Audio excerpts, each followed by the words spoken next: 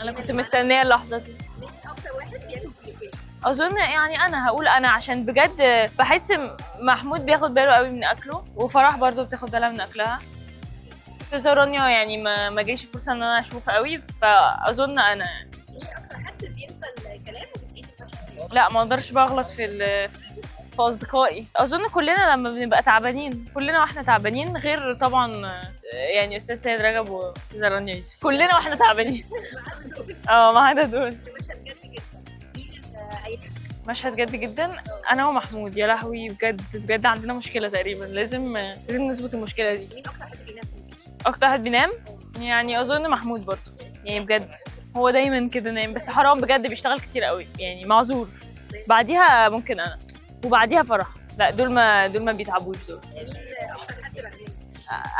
اكيد انا وفرح، انا وفرح رغاين جدا.